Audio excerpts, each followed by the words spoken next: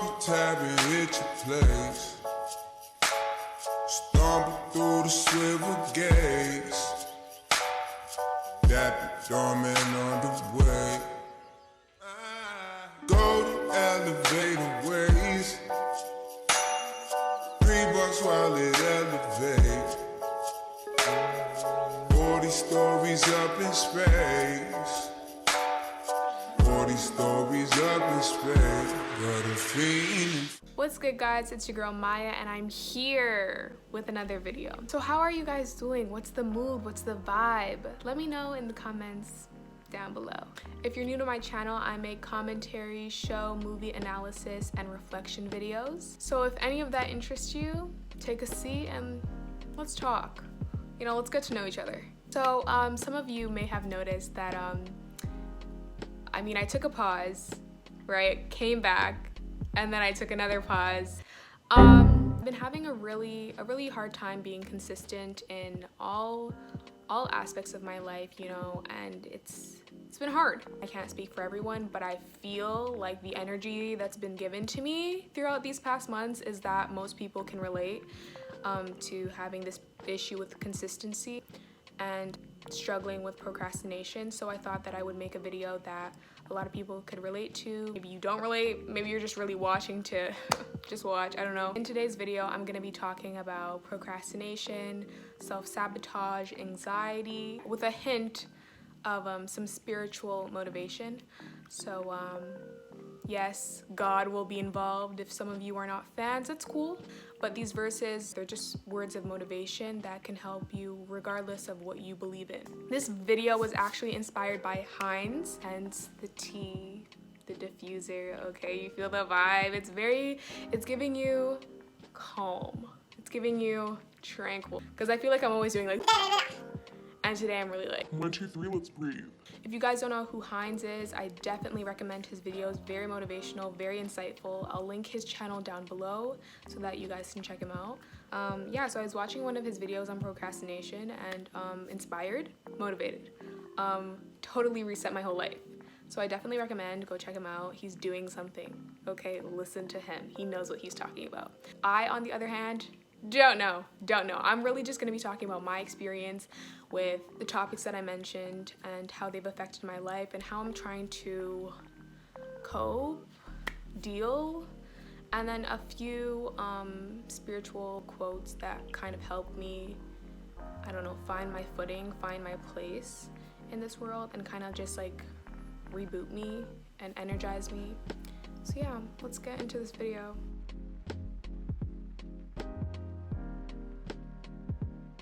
My relationship with anxiety goes a little like this. We hate each other. We're not friends. Anxiety has been with me for majority of my life, unfortunately.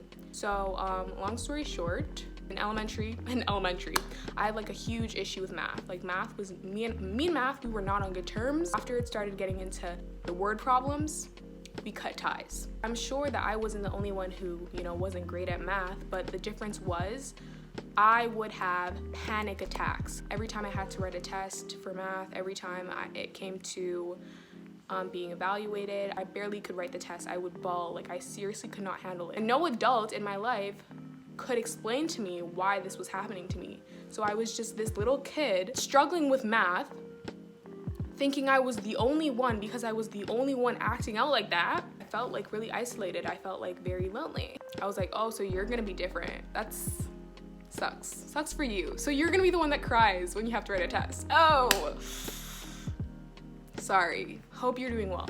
Hope you get better soon. I would focus on things like the sound of people flipping their pages, the sound of the clock, and all of these things would literally make me go insane. So it led to me having to take my test outside, which only lasted for the last 2 years of elementary, not even.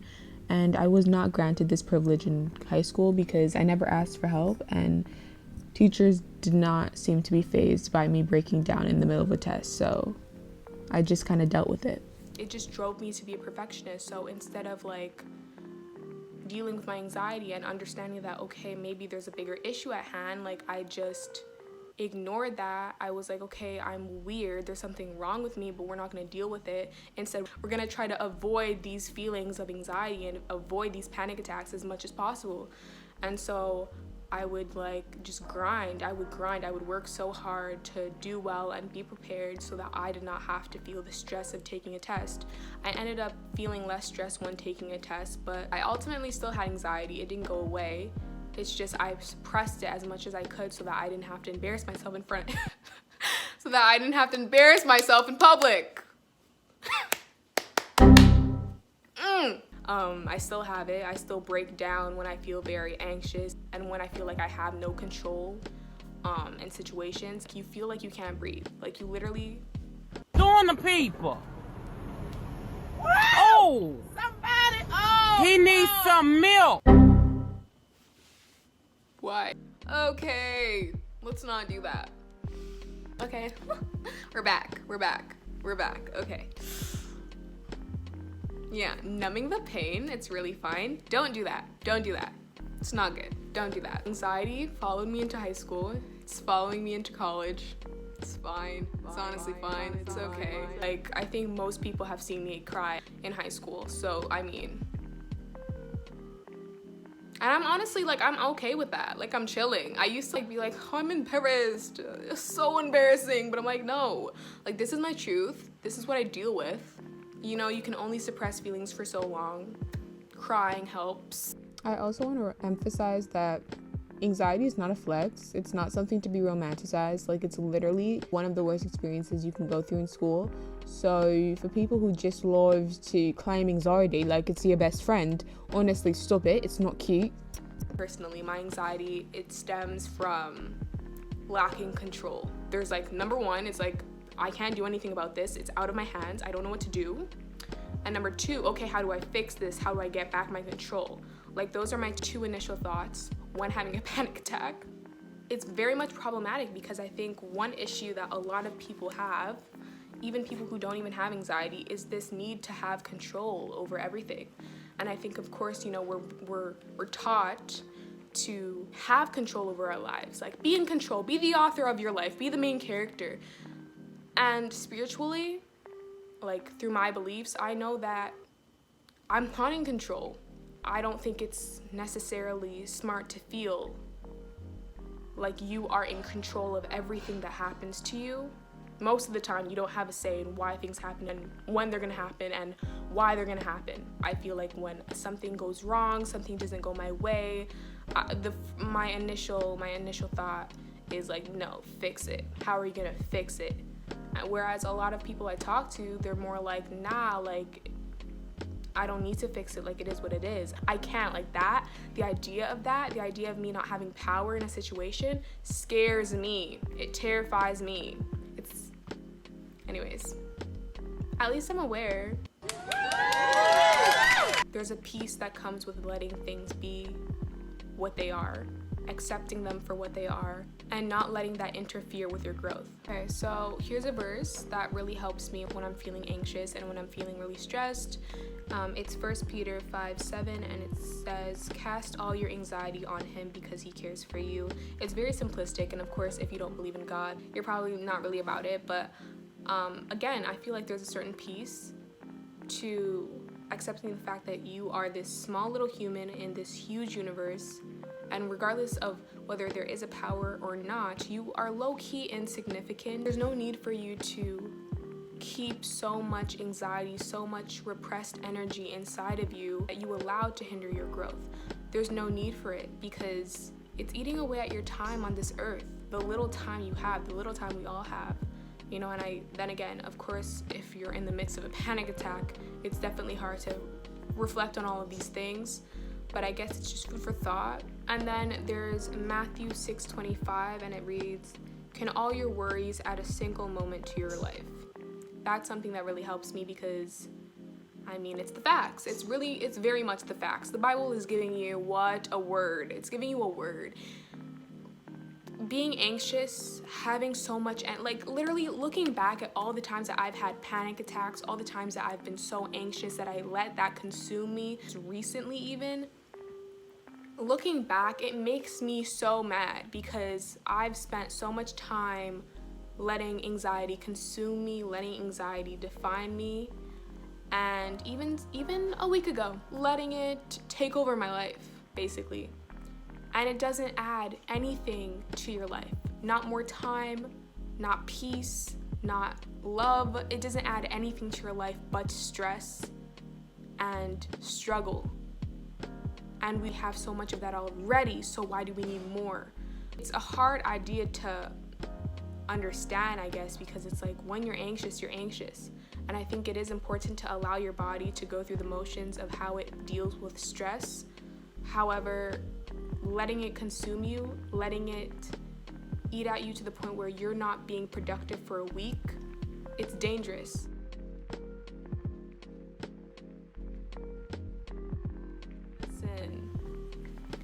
Listen, this is my friend. No, this is my best friend. Okay, Self-Sabotage. So we go way back. Okay, yeah, we've had great times together. You're so cool. Look at us. Hey, look at us. Look at us. Huh? Look at us. Say it again. Look at us. I would say probably not great times on my end. Yeah, the energy not reciprocated. Self-Sabotage, she's having a great time over there. I'm sitting here crying. It's fine. Let's talk about her. Self-sabotage for me is getting in the way of your own success. Now, this is how I interpret it in my life. Maybe y'all can relate. I'm almost afraid of my success. Not the end result. The way getting there. Yeah. The path getting there. That part, that really long part that takes a lot of work, a lot of time, a lot of dedication, scares me. It's like you want to see yourself win, but you feel like you're gonna fail, so you're hesitant in trying. And then that hesitation turns into you completely ignoring all the things that you want to achieve. You then find yourself so far away from your goal, you can't even see it anymore. It's not even an idea in your head because you're so scared of failing before you're even on the road to success. Procrastination stems from it. Procrastination for me, it works like this. You avoid the things that you're supposed to do because deep down inside, you're scared that if you actually took the time to do things properly and put effort into it, that you may get results that are very much similar to the results you would get if you did the bare minimum. Actually trying and still failing. That, I think, is definitely one of my biggest fears, failure. And whenever that has happened to me, I resort to just completely avoid attempting greatness and just settling for what I usually receive. Problematic, definitely problematic. Neil Fiore, hope I'm pronouncing that right, Neil Fiore, and he defines procrastination as a mechanism for coping with the anxiety associated with starting or completing any task or decision. Q. Fiore suggested that people who procrastinate a lot are usually bad at managing their time and often end up scheduling in more work than they can actually do, leaving no time for fun activities or resting. Fiore suggested that not fulfilling these unrealistic expectations cause stress and anxiety, which some people deal with by procrastinating.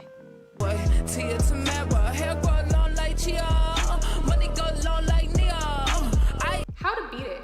Fiore suggested the unschedule as a way to combat this anxiety-driven procrastination. The unschedule method involves filling your schedule with fun activities and rest before scheduling in any work. Whoa. For me, procrastination is very much draining. It stems from anxiety, it stems from being a perfectionist, it stems from thinking I have plenty of time. Yeah. So there's that. You know, if you're dealing with any of these things, talking to someone about it definitely helps. Keeping it to yourself, which I did for years, I don't recommend it. It's not cute, especially parents or friends. Like, not that they can really cure you if it really impacts you with anxiety and perfectionism really impacts your life to the point where it's hard for you to function sometimes, there are things that you can do that will over time help you cope with these things. For me, it was my spirituality, it was getting closer to God, it was finding peace in Lord Christ Jesus. Music is also my outlet, like writing songs, writing poetry.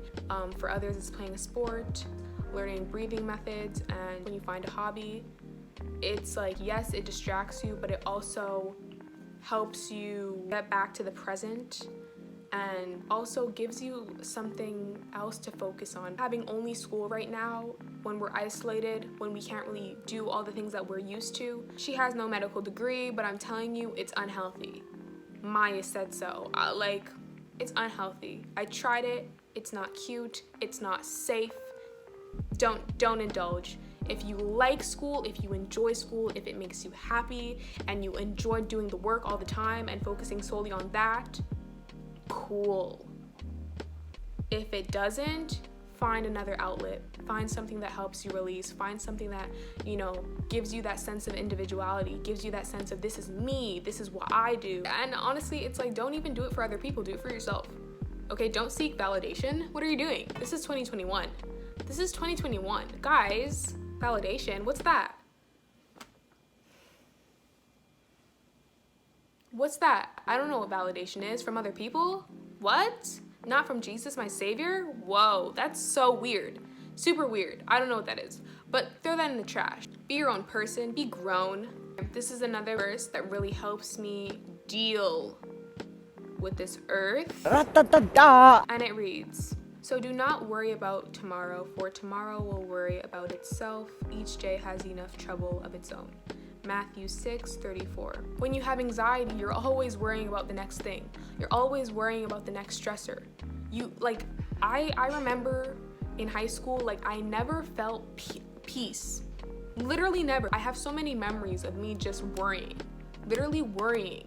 And do I regret it? Yes, I do regret putting so much time towards worrying and feeling just sad because I felt like I didn't have control over a grade or a test. In conclusion, it's a hard knock life. Put your life into perspective. Remember that you are not alone. Remember that you're not in control and you don't have to be. Remember that everything happens for a reason and that what comes up will go down. Whoa, was that a word? Was that a word? Am I a pastor? Whoa. Next week, okay, we'll come back at you with another video, hopefully. It'll be probably a commentary essay type of video. So I just wanted to talk to you guys. I just wanted to catch up, let you guys know on some secrets, talk about, some realities, give you guys a few verses, Let me give you another one, because we're friends, Yeah, so I just want to end on a hopeful note, a positive note. So I have two verses for you guys. And the first one is, "And endurance develops strength of character, and character strengthens our confident hope of salvation." Romans 5:4.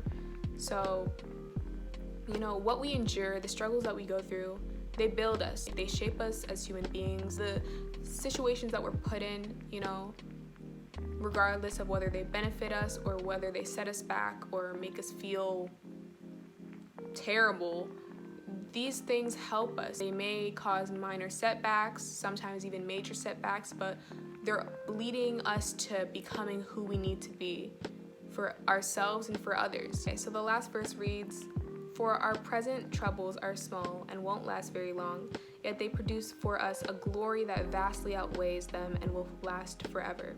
2 Corinthians 4:17. And it just goes to show that, the struggles that we face are not endgame. They are not the final result. They are simply the path to greatness.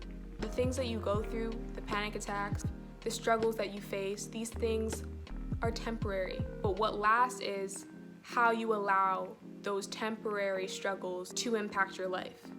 If you let those temporary struggles impact your life to the point where you are no longer attempting to do the things that you want to do because of that minor setback, then sure, that minor setback is going to last forever because it is now affecting where you're trying to go. It's affecting the things that you want to achieve.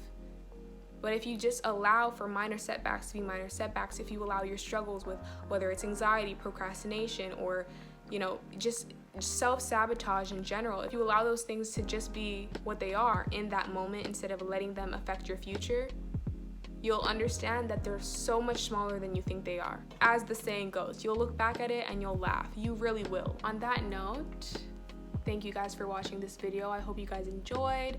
Hopefully you guys were able to relate to what I was saying, or you were able to take something away. If you guys are in the mood, don't forget to like this video. If you guys want to let me know how you felt about this video, just put it in the comments down below.